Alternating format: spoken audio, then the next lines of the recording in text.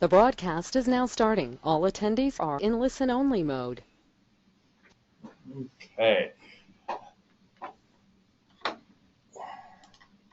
Good morning or good afternoon, depending on where you may be sitting. I'd like to thank you for joining us for this next level webinar titled 10 Big Reasons to Upgrade to Windows 10 and Office 2016. This webinar will be presented by one of New Horizons' leading instructors, Mary Ellis. My name is Brian Duncan. I will be the MC for the event. What that means is that if you have any questions throughout the presentation, please feel free to put those in the questions or chat box on the right side of your screen, and we can get those answered for you throughout the presentation. As always, this next level webinar is brought to you by New Horizons Computer Learning Centers. Mary, if you could hit next. Yep. New Horizons, a proven worldwide training provider with flexible learning solutions covering a broad spectrum of topics taught by industry-leading instructors. Few key things about New Horizons: our large international network and our flexible integrated learning methods. With that being said, I would now like to hand it over to Mary Ellis so she can present to you 10 big reasons to upgrade to Windows 10 and Office 2016. All yours, Mary. Thank you very much. So as you can see by the photo, that's me, Mary Ellis. I work out of the Waltham office for New Horizons. We're going to be spending about approximately 45 minutes of me lecturing and demonstrating some of the Windows 10 features, such as the Start menu, the notification, the web browser, and virtual desktop as some of the advantages to upgrading to Windows 10. Within that, I'll also be demonstrating Office 2016, the new improved help, the Insider research tool, co-authoring, working with attachments, charts, and power queries. In which case, when we get to power queries, I'll do a little bit of what's native to the new Excel 2016. So moving on, a blast from the past. Some of you may have started with Windows 95, released in August of 1995. For over 10 years, it ran on 90% of the PCs. And then Microsoft in 2001 gave us Windows XP. At least 1 billion copies were sold. And there were many operating systems in between. I won't list them all. We don't have enough time. And then we arrived at Windows 7, 2011 to, can't remember now, but 2012, we had our Windows 7 introduced. Actually, I think I'm telling you about Windows 8 when I tell you 2012. Why I trauma over Windows 8? Because we lost our start screen. It was a great user interface for those people who were on a tablet. No keyboard, wanted to touch, wanted to navigate the web, compete with the iPad. So many companies did not upgrade to Windows 8, understandably, but now we're back to wanting to be in a more flexible operating system. Windows 10 is that choice. Windows 10 brings back our awesome Start menu where we can go searching. It recognizes the screen size you're on, so I can be sitting in front of my 25-inch monitor connecting my laptop, or I could just be working on my phone. It's going to recognize that device. Windows 10, yes, also runs on a phone, tablets. It's called Continuum.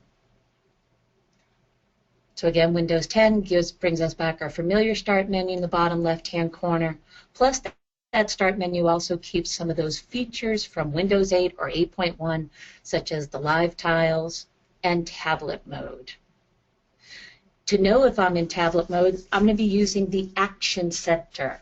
So Windows 10 incorporates an Action Center instead of needing to always go into the control panel. And again, it's down in that familiar bottom right-hand corner by the time where I could set up my wireless connection.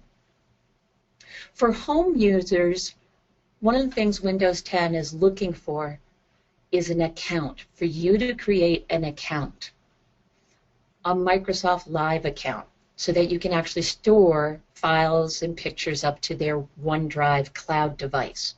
So that if you had hardware with a 3D resolution camera, you could actually do photo recognition instead of actually typing in a password. You'd be able to use more of the Windows 10 apps, like their mail and calendar and weather apps, all brought down from their Windows Store. Some of these apps are default installs. And again, because of that continuum, the ability to synchronize your personal settings across all your devices. So here's a quick little screenshot. We have the lock screen. So Windows 10, we boot up. The loading time of Windows 10 is actually much faster than Windows 7, certainly faster than the XP, which would be one of your reasons for wanting to upgrade to Windows 10. In upgrading to Windows 10, also, once you go to log in, if you're a company that has multiple users on the same device, then it's going to be easy for that group to actually switch users, so that bottom left-hand corner. Also, for me, oftentimes I'm turning on my laptop, I'm in a convention maybe setting, and I just need to connect to their internet access. Then in the bottom right-hand corner, I'm just going to click on Internet, set up the wireless. I don't actually have to log into my device completely. Or again, maybe my machine's timed out, I'm at the login screen. All I want to do is power down. So the bottom right-hand corner gives me this quick ability to power off. So those are some of the quick advantages with the logging in process. 1, Windows 10 boots faster. Again, we're back to familiar taskbar. I have my start button. Like Windows 7, we can go searching. They also have voice recognition for searching. It's called Cortana. Edge is a brand new web browser. So coming back to the Start menu. The Start menu, as we are looking at it, has these live tiles. Well, within that, you're going to be able to customize what is placed in your Start menu, as well as what are the sizes of those tiles. I had mentioned this feature called Cortana, Windows 10.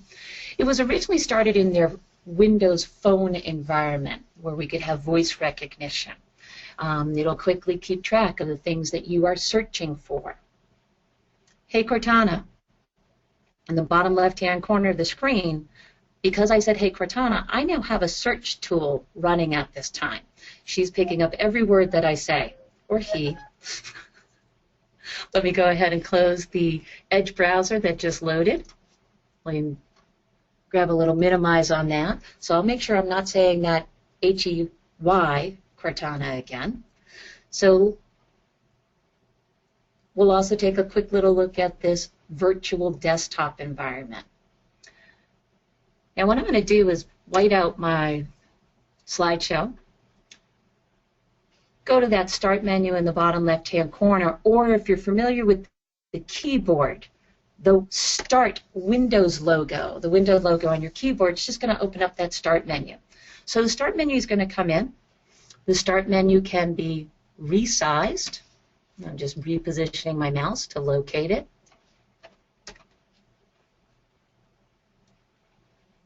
It could look more like the Windows 8, a lot more tiles, or we could actually remove all of these items with a simple right-click, unpin from the Start. And then I would be able to actually shrink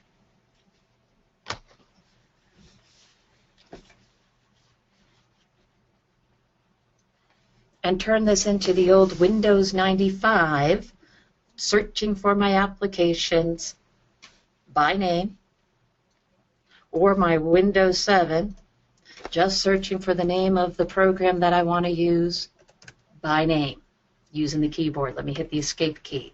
So my Start menu is back.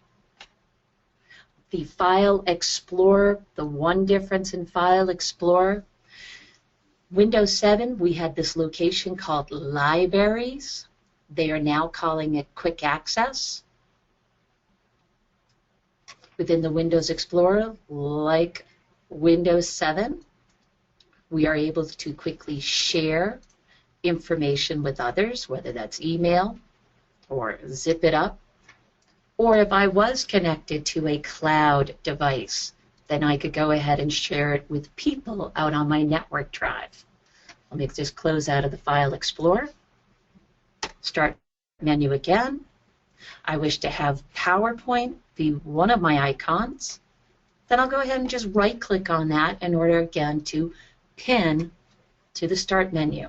Now, I'd like it to be grouped with the others at the top, so I will right-click, allow me to resize, and a nice little drag to reposition that command. So the Start menu, we think of it as the entire object on the left. This is just a most recently used and ability to get into additional objects. The Start menu is physically our live tiles and just application tiles we store within our Start menu. So let me come back. I'll just to recognize again, most recently used, whose account you're connected to, enables us to use those apps, or what some people used to call the Metro apps. Now, I'm mentioning one of these advantages of virtual desktops. So as I was working this morning preparing for this, I was thinking about another class that I need to get ready for. Now, on the keyboard, if you're familiar with Alt-Tab, Alt-Tab's still going to cycle us through what we have open. But if I use Window-Tab, my window logo and the Tab key, in Windows 7, that would have cycled through what we had open. In Windows 10, my Window key, Tab key, allows me to set up virtual desktops. So instead of needing to keep a cluttered workspace, Alt-Tab, and be scrolling through multiple windows. I had about 15 windows open this morning. I was able to create a second working desktop. I could also be doing this for not having other people notice what I have running. So my focus right now for you guys on, as you're watching the monitor, I have this OneNote open, I have my File Explorer, and I have my email. If I use, again, the Window Tab key, Desktop 1, this is where I'm presenting from. Notice there's no OneNote running. That OneNote is only running in my task view. So if I come back over, I could create a new desktop. That little plus sign, I was able to get to this window with my Window Tab key, and now I'm at my next desktop. Maybe I'm doing a little research on Google Chrome. Yep, New Horizons. We also teach all of the Google products and the Adobe products. Sorry if there's a Microsoft spy. So now, as I Alt-Tab, there's my 3 desktops that I can walk through. And I'm just using my mouse to decide which one. Let me go back to our presentation. So Window 10, it's a way to keep you a little more organized as you're needing to wear many hats during your workday. So recognize Start menu, Cortana for instant searching and helping on the web, virtual desktops, and Windows 10 consistency across all platforms. The Microsoft operating system Windows 10 works on your phone, your tablets, any touchscreen device, laptops, desktops. And with your one login account, you would be able to then smoothly move between all of them. Continuum. Now, the other thing that's coming with Windows 10, Windows 10 is also providing a new web browser called the Edge. The Edge has security and privacy. It is stopping ActiveX. So for those of you concerned with malicious software, malicious sites that your business partners might be navigating into, the Edge would be a better product to block them in advance. Or as a home user with your children, you're not blocking the name of the site. Edge is actually making sure, if there's anything malicious, the site's not going to load. Now, back and just show you, this is the E for edge. As I get to the edge, this was a story I was reading about as a little activity for being a happy and successful worker. Now I'm noticing as I'm at the website, there's a lot of other ads going on, and I just would like to read the words. The edge has this small little book. It's to the right-hand side of my URL or address line. As I click the book, I no longer have to see those ads and annoying pictures. Be able to just read through the article, select the book, see the website as designed. Now, if I use the back button, or if I were to go to their home page, some web designers will set it up that it's not available, that reading view. All right. So let me go to a new tab. Instead of having my address bar at the top, I can just go and search.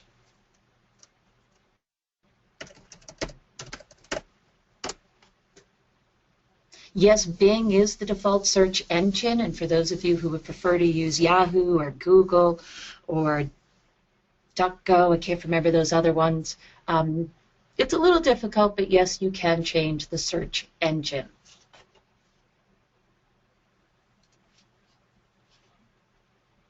So I will take my website, close it down.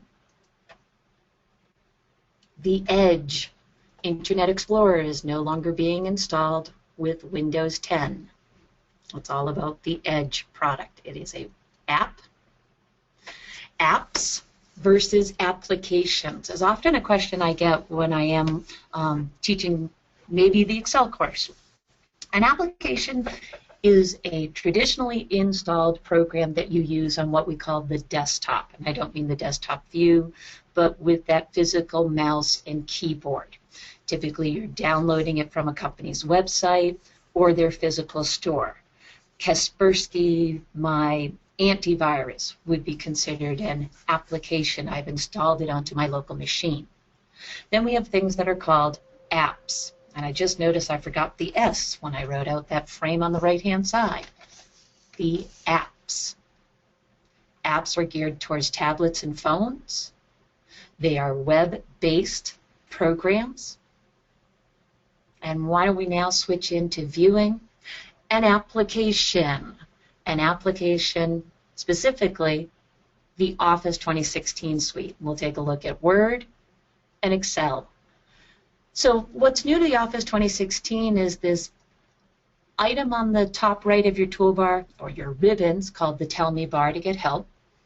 Insight, co-authoring, some better charts, a little more integration with those of you who have large volumes of data.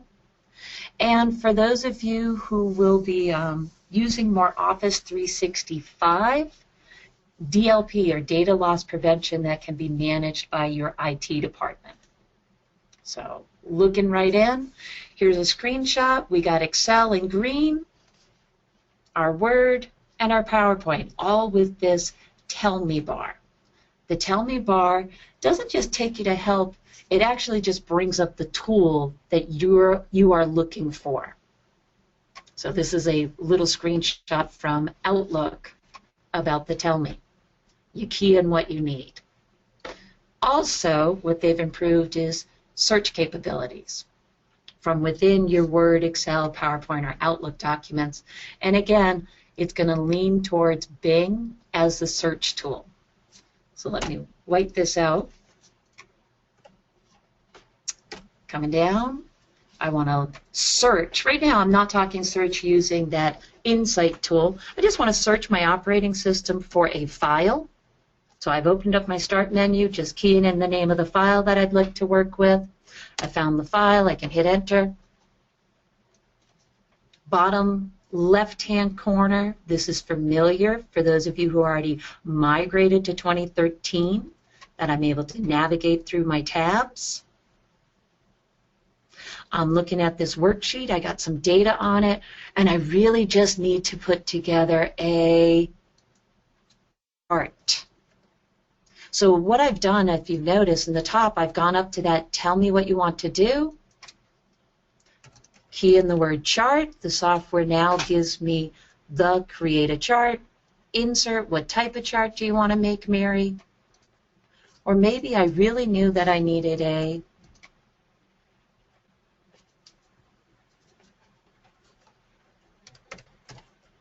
pivot.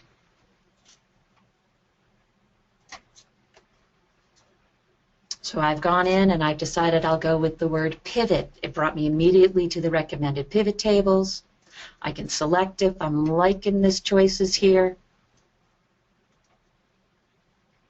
So what's going on with the tell me what to do? Instead of bringing you to read the instructions on how to do it, it will immediately take you to the tool that you want to work with. So again, I just happen to now write the word chart again with the selected data. What type of chart do I want to build? Maybe I'd actually like to do a line and column, in which case there's my combo. And I'll put the line on the secondary axes. Count of order IDs on the secondary axes. Fast and easy. If I already knew that they were part of the insert menu, go right back to the insert menu. They have not changed where the commands were located since 2007. They've just made it easier to locate, or I should say execute those commands. So there's an example of the tell me. If you are migrating from 2007, we have more recommended features that were not available in the 2007. In 2016, we also have a tool called 3D Maps. Unfortunately, I do not have websites in order to, I shouldn't say websites, the longitude and latitude to make this 3D map beneficial, but that is a default within the 2016 of Excel. Now I'm looking over here and I'm wondering about this word. I'm going to select the cell, use the review ribbon, and find a command on the left-hand side called Smart Lookup. It's within this Insights group. So Smart Lookup immediately took the content from the cell, grabs the Insight panel, gives me some pictures of what's going on. For those of you who don't like escargot, I will just close the frame.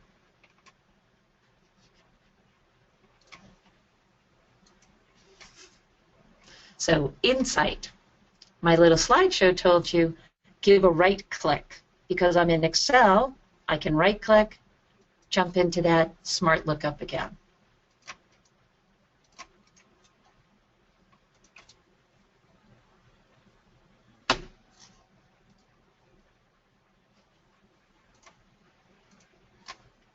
So I'll leave that for a moment. Insight, also known as Smart Lookup. So if we're in Word, PowerPoint, Outlook, I'm going to right-click on the word just like I did in Excel. If there's a complementary image, it's going to bring in the image for us. All right, so how do we actually do this co-authoring then? Co-authoring. Your file would need to be placed in a cloud environment, whether that's a SharePoint site, a OneDrive, somewhere where we're able to allow multiple users to connect. If we have a traditional network folder, that would also suffice. So to set up co-authoring on a Word document, PowerPoint or Excel, step number one, we need to find the share command in the top right-hand corner. In sharing, we're going to place it out in a cloud environment or SharePoint, and then we'll go ahead and invite the participants.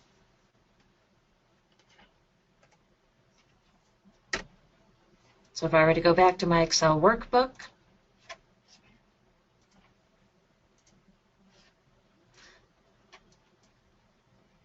I'll reposition the screen a little bit. So it doesn't matter what ribbon I'm located on. That word share is always going to be to the right-hand side So there's the prompt. I chose share. It knows that it's stored locally on my machine.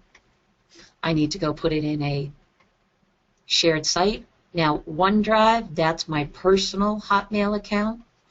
This would be my work system. I have not signed in to my work account. So you can see as I went to go do the sign in,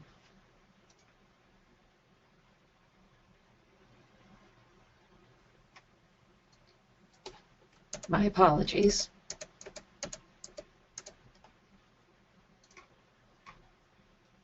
Let's switch gears a little bit. The 2016 that I'm using is one of my licenses.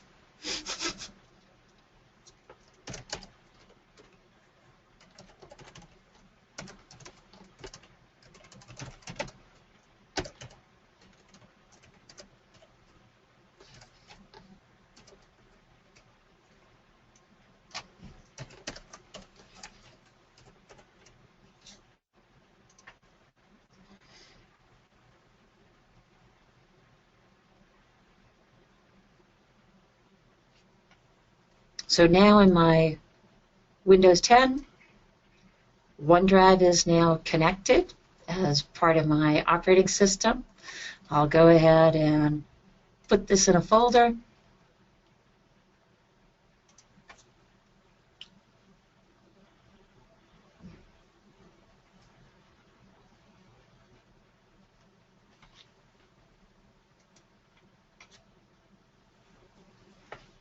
Had I asked it to remember my credentials, I would not have to be doing the second type in.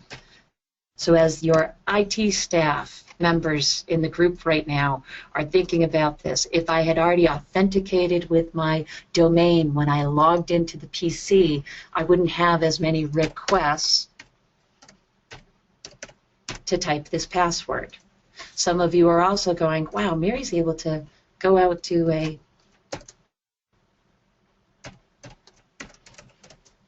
personal site to store things.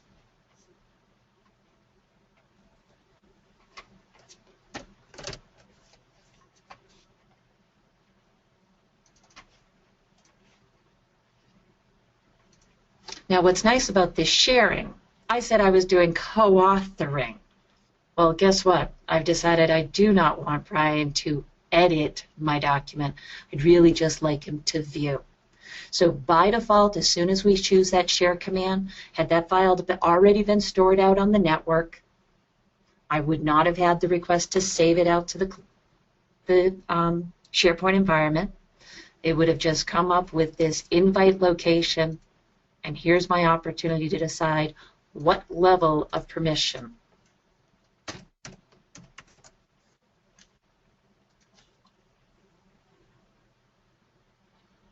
Now this would mean that Brian would have to log in order to use or view my file.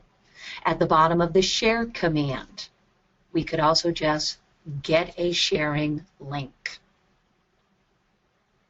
which means I could then invite others to be able to view this document. Create and edit, anyone with this link, and then I would actually choose copy. Or again, copy off of that. Bring it into my email, just simply send them a link to it. So the sharing command, top corner, it's just a toggle to see who have I been sharing it with already. So one of the advantages of the 2016 is the ease of being able to share from directly reading the document.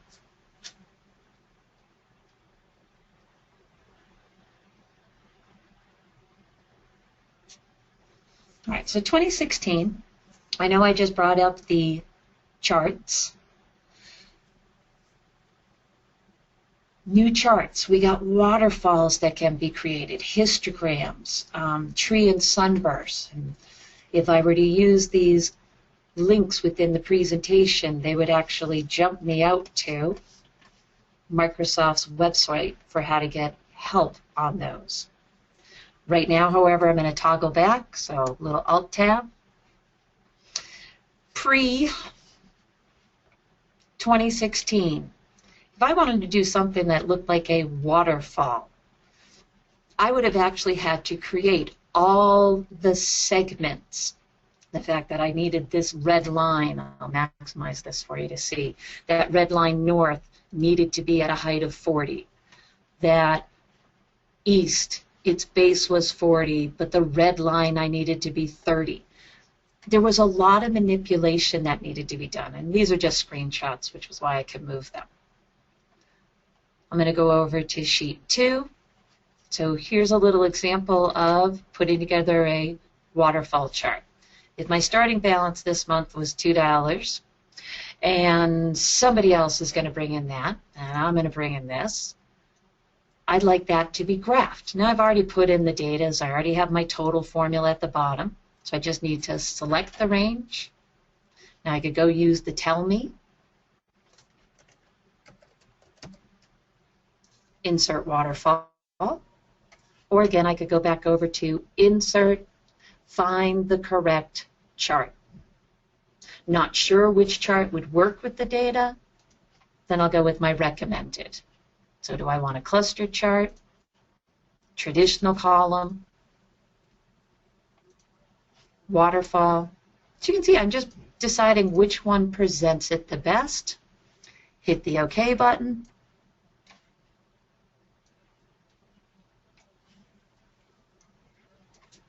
Stretch out the view.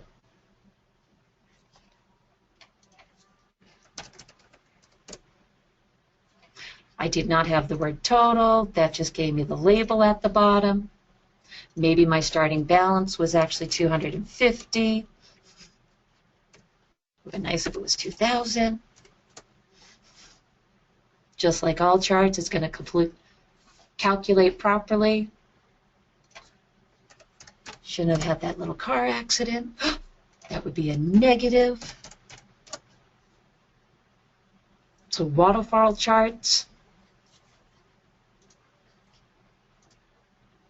Less manipulation that I have to do with the spreadsheet to create these 5 different, actually it's 6 different chart types that are now native to the Excel 2016. You can see I'm focusing on the set Excel. I really find it to be such a powerful tool. I'm so glad that Microsoft put it together. So if I'm now looking at Microsoft Word, I'll go ahead and use my Start menu.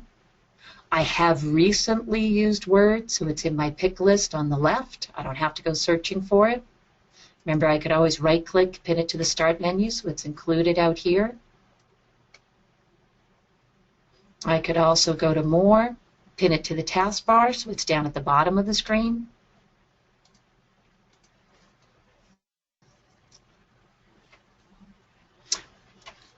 Word has some more templates to work with that we didn't in previous versions. I'll just go with blank.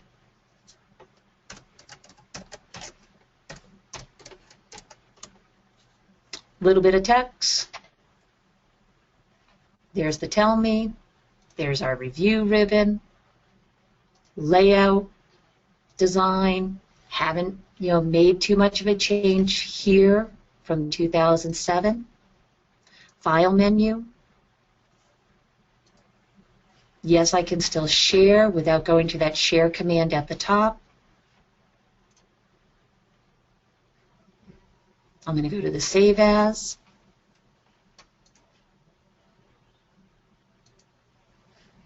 This PC, where do I want to place the document? Let's see if I can just put it out in my drive again.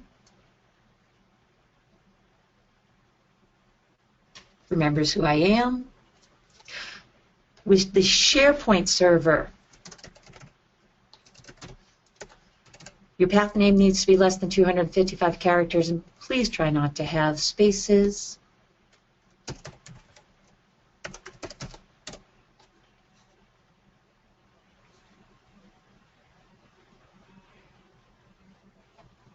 Just waiting for that to load. I'll come back over to our presentation while that's coming up.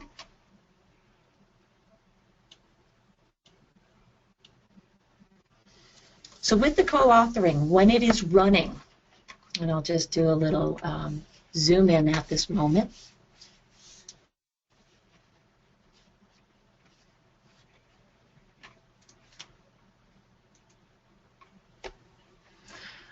I will know that it's shared. I will have a list of people who is actually editing the document with me. Where they are typing, we will have their name appearing. As they are working real time, we will see the edits because we're in Word. If this was PowerPoint, one of the disadvantages with the Office 2016 with PowerPoint, they'll actually have to hit the Save button to push the edits, this idea of collaborating. Word, it's real time. Excel, it works best when you're both in the web app editing. Word, smooth, no issues. I'd probably still use my review ribbon and turn on track changes so I could keep a history of what edits were taking place. But if this is an on-the-fly, really great tool just to share out that document.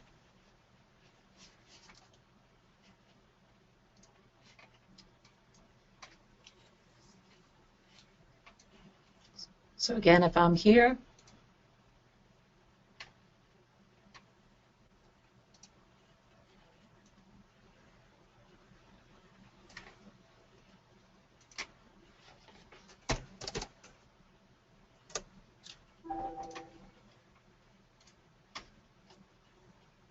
now this would end up sending an email to our friend Brian, give him a direct link to be able to locate and open up this document with me.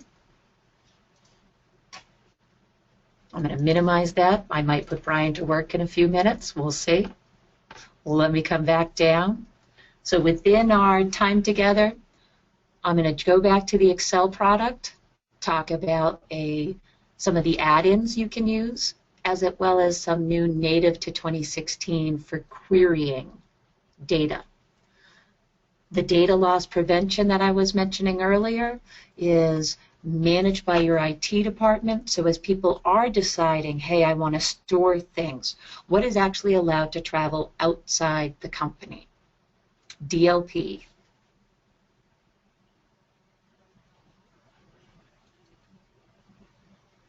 As for a smart way to send attachments, if I had my Outlook up and running, I would be able to utilize, once I compose my email, who do I want to send it to, put in my message. The attachment would then, paperclip at the top as usual, bring down a list of those files that I have been working on. My top 10 presentation. So 2016. Doesn't matter whether that file is stored in my SharePoint site, just a quicker, easy way to capture, move that data onto your peers. So I'm going to come back, finish up with the querying. Let's go to that Excel workbook that I had open. So we now know about the advantages for the charts, how the charts are located on the insert, or when in doubt, highlight data, check out our recommended. When in doubt, highlight data, see what quick analysis we can get done with our recommended. Now, there might be data that sits out on a server, and I want to connect to that data, so I'll go make a new worksheet. Using the data ribbon at the top, in the past I could have gone over and said, from Access, import this information and have it live here in the workbook. Or instead of importing, what's new to 2016 is this new query from database.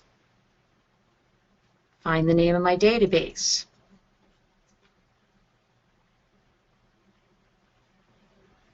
List of tables that are available in my database. Bottom right-hand corner, I'm not looking to load, I want to edit This is now native to 2016. I did not turn on any add-ins. This get and transform data. My goal, I'm responsible for checking on the supplier named Woodstock. So I have 7 rows now. Let me go back. I'll clear the filter. There were 10 rows. Run my filter, get the Woodstock. So very familiar, just like regular filters in the Excel workbook. Now that I have what I need, maybe they sent me duplicates and I don't want to report on duplicates. I could scrub them out now. I did duplicates on that supplier.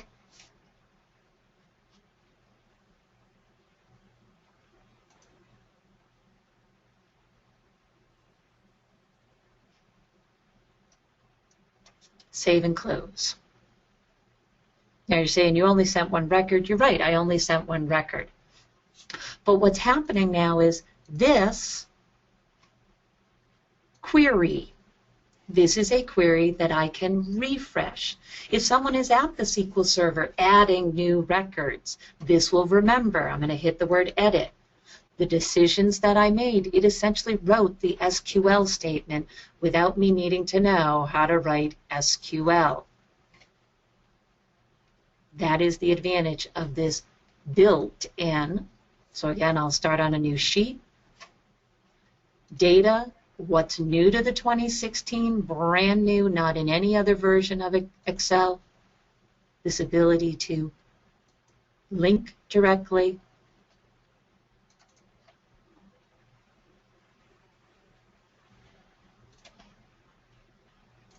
I can simply go to load.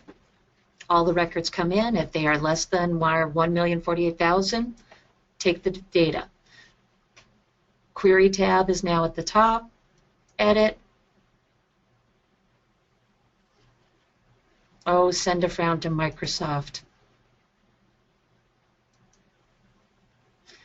Working a little too quickly. My apologies.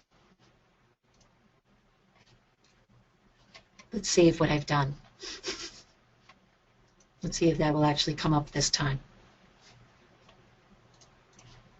So what I typically show people when I get to here is how we can go ahead and edit the worksheet. Right now, I'll delete that out. So I'm hovering over this items called queries.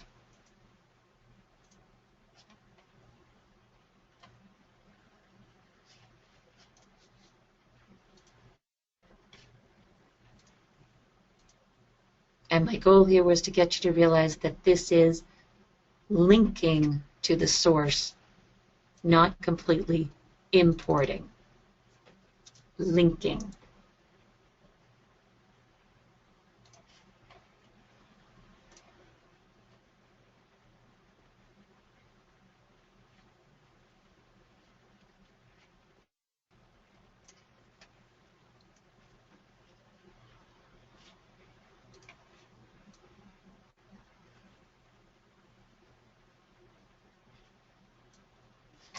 I can decide which columns do not have to come in once we're there. Removed the column. Don't need it. Remove the column. Run filters if it makes sense. Save and close. Any of those records now change at my source database. Refreshing. I will see the edits here. Not in any other version of Excel. So as much as my slide was telling you about a feature called Power Query. Power Query was actually in 2013. You just needed to turn it on. It was a tool we needed to download in order for 2010 to use it.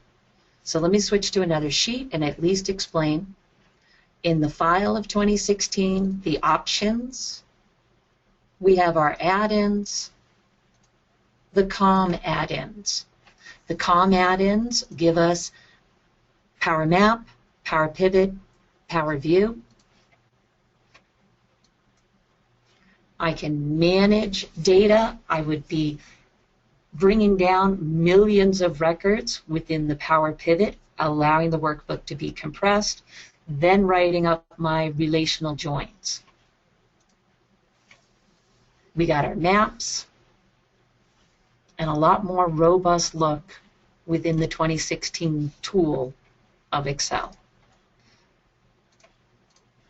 Word, better templates, better research capabilities.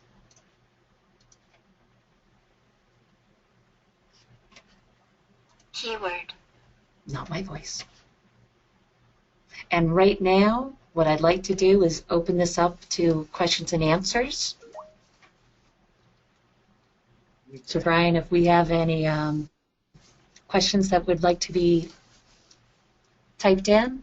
Yeah, if anyone has any questions, please feel free to put those either in the questions box or the chat box. I will keep an eye open for them for the next few moments. We had a few pop up during, but you kind of followed them up with the answers. Oh, great. Do you want to restate them? Well, once it's answered, it closes out. So Okay. them organized. So there were some, but so a few people did ask questions throughout. Like I said, you were able to pretty much cover what they were asking for as it followed on. So Great. if anybody else has any questions, please feel free to put those in there. We'll stay on for another second. In the meantime, I would like to say thank you, Mary Ellis, for taking your time to do the presentation for us today. I thought it was absolutely great. Definitely learned a few things myself that I'm going to be utilizing. Buffer course. Says, do you offer a course that deeper dives into the subject matter? Mary Ellis, are you familiar with the courses that would be covered with this? We have, for the last part that I was going into with the Excel's Power Pivot, Power View, Power Query, there's actually a 2-day course, 55049, that really gets into using these advanced analysis tools. So this way, as I'm the business partner and you're allowing me to know where the SQL Server is, I can now have a read-only connection to the server, be able to kind of talk to those tables, join the tables that I need to work with, and I don't have to be that business partner that knows SQL, structured query language, or SAS in order to create this quick little data model kind of ad hoc analysis, or turn this into maybe a more long-term, this is my report that I need. I needed to pull the numbers together to then produce a chart that I could put into PowerPoint efficiently. So we have several Microsofts, the 5500 series that cover the Power Pivot, Power View, Power Map, and this Query Designer. Our current Excel Part 2 and Part 3 also get into using the native tools of pivot tables and the charts and the slicers. One of the things that I'm also finding that people really like within those courses, the timeline feature. So this is new to 2016. If I had set up this as a true data model connection, so my data was out on the server and I have that date field, I'd be able to just use a nice little date slider to have it filter this list instead of going in and saying, oh, what was last month, next month. I could actually see a kind of a pan on that. Let's see if I can manipulate this one. So you can see how I have years with my data right now.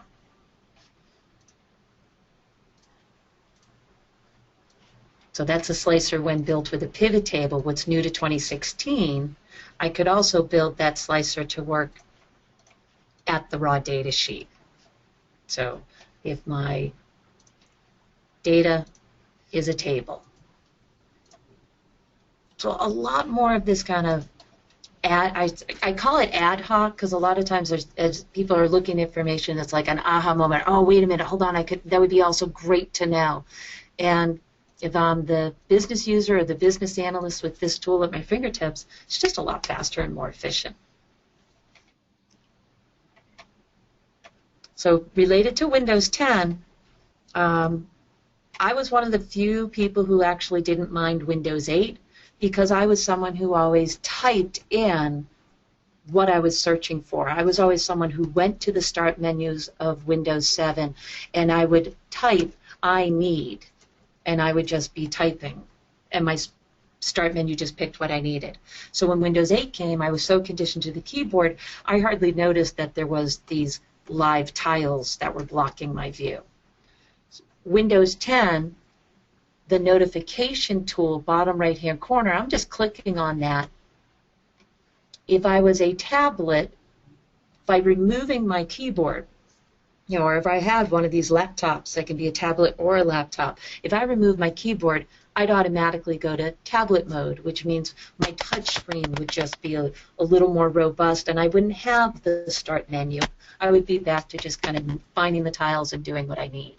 But this navigation tool is great for kind of knowing what's your battery life, what are we connected at, switching quickly into airplane mode. It will also, if my email, this isn't my laptop that I use for my personal use, on my Windows 10 at home, when I get a new email, I have all of my email accounts in this one app. So as a new email arrives, I can see it in this notification area. I don't necessarily have to go to my email app. I have Yahoo, I have Gmail, I have my own work mail, I obviously have the Hotmail. I have 4 different email accounts that are all in this one app. And so when a new email comes in, I'll hear a little bing. I typically tend to ignore it. But if I want to quickly know what's new, just call up my Action Center and it'll jump me right to it. So I really like that notification tool. Getting into settings for Windows 10, real easy. You know, a lot larger, labeling. You know, for people who are used to the old control panel, yes, I can see this as a little daunting, that you're like, what's up here? But I love this little storage thing on my own machine. I can kind of know what's up, where are things going, how much size do I have left. So I'll let you guys decide whether you've been tortured enough by me hearing some of what I like on the Windows 10 and kind of taking that quick little trip back of, remember, it all started with DOS and then a cute thing called Windows 95. And I remember the day I got that machine. But I really liked the Windows 7 for search capabilities at the start menu, and I'm glad Windows 10. I have a couple of little Dells that I put Windows 10 on that are now, a few of my nieces and nephews are using them as their college machines instead of buying new ones because they're that much faster. Okay. So thank you, Brian, and the audience out there. We have a couple more questions here. Go for it. Can I maximize the start menu to full screen in Windows 10? Maximize the start menu to a full screen? The answer is nay. So, you know, the idea of maximizing, I'm not going to be able to, you know, I can manually get it just so far, if you can see on my screen, but I'm always going to see that little bit of the desktop, so I'm doing a Windows D. Once you go to tablet mode, so again, if I was in tablet mode, yes, this start screen takes over the desktop. Okay. Windows D, that's my desktop. Go ahead. Oh, I was just going to move on to the next question because there's quite a few of them piling up. Go for it. Can I change the color of Word, Excel, etc.? Changing the color. All right, so we're looking at this kind of grayish. I'm assuming that's what you mean, the ribbons. Yeah. The ribbons appearance. Yeah, I'm guessing that's what they're asking, yeah. So if I go with no background to calligraphy. It's more just, okay. Yeah, personal preference on how the ribbon is appearing. Okay. Go ahead. Fantastic. Will the presentation be made available after the training? Absolutely. We'll be sending out a follow-up email with access to the recording of the presentation so that everybody will receive access to the recording, which is found on our YouTube channel. Hi, any exciting features to share with PowerPoint 2016? PowerPoint.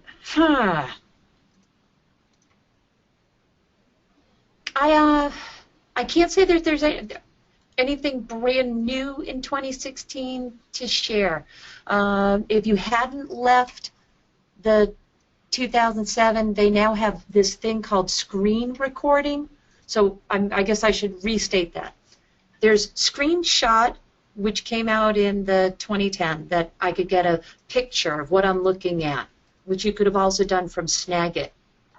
If you don't have Adobe Captivate, but you still want someone to know what are you doing with your mouse, what's new with 2016 that I guess is exciting is this screen recording, in which case it's going to watch what I'm doing and get my voice. So if you're needing to kind of do a step-by-step instructions, you got a group of people that don't want to read, this would be a great way to pick up your audio and direct them to where you need to be. So that recording would then note what I'm doing. So that would be kind of a newer feature of the 2010. Or sorry that I just said 2010, 2016, from the standpoint of PowerPoint. Okay. Next question is, when using new query in Excel, does that edit the database? No, it does not. So just to clarify, that does not edit the database, which is the full advantage for that new query. And that's what we're, if you're the system that, the DBA, that's exactly why you like this new query piece, is they're not editing the records, nor are we giving them a flat file that they could end up editing the values. Okay. Is there a limit to the size of documents that you can share? Limit on size of document is going to be coming down to your SharePoint site. According to Microsoft, no. But 2 gigs, and it's going to be hard to store it in certain locations. So keep that in mind with your SharePoint administrator and your OneDrive, because remember, I'm not emailing. So really, there is no max size of sharing documents. Does the person have enough resources on their end to open it? Now, we can take a 2016 document, Word document, share it, and someone who has 2010 can still use that document with us in that co-authoring. Okay, that was actually the next question. Okay, great. What are the benefits of having Windows 10 at home? I don't use my home PC much. Benefits, wow. Nothing. Okay, that was really mean. Benefits of having Office at home. Gosh. Windows 10 at home. I still like the Edge. It took me a while to get used to this browser, but I find this to be faster than Chrome's. So if you're someone on a home machine and you got your Windows 7, I hope you don't have XP. Let's remember, Windows XP is no longer being supported. So you might want to do a little bit of research online about Windows XP. Windows XP, what I showed you guys earlier, I'm just trying to jump back in. They stopped support in April of 2014 or 2012? I'm wrong, but I know it was April. So if you have an XP machine at home, please make sure you have an up-to-date antivirus, because Microsoft is no longer running patches for it. If you're using Internet Explorer, you're wiser to use a new browser, and you'd want to go researching online whether you think Chrome or Firefox would be better for you, so that you're not inadvertently exposing yourself to attacks because of the browser that you're using. So when you're saying, I don't use my PC much at home except for reading the email, checking my banking statements and things online at the bank, then that worries me if you're not up to date. And I would say, yeah, I would get Windows 10. It's a much safer operating system. Are there any real security or performance advantages over Windows 8.1 and Windows 10? I'm going to defer to my personal opinion. No.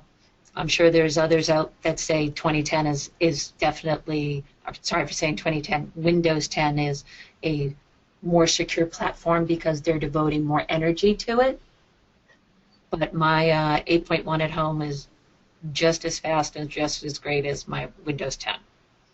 It was a free upgrade though, so if you want to, if you really like the Windows 8 and you don't want to leave it, you don't need to. But it is free to migrate forward for the at least the next 9 months. Okay. Are there any new features to Outlook 2016? The only new feature to the Outlook 2016 was that really, well, I can't say the only. There's 2 new features. The biggest one is the attachments, right, that we could actually just get up to that paperclip. The other one that I don't have a screenshot for is this ability to see groups. Let's see if I toggle over. Unfortunately, I have a 1:30 conference call, so let me just show you something on this machine. 2016, so I'm showing you my Office 365. 2016 Outlook will now allow you to create these groups.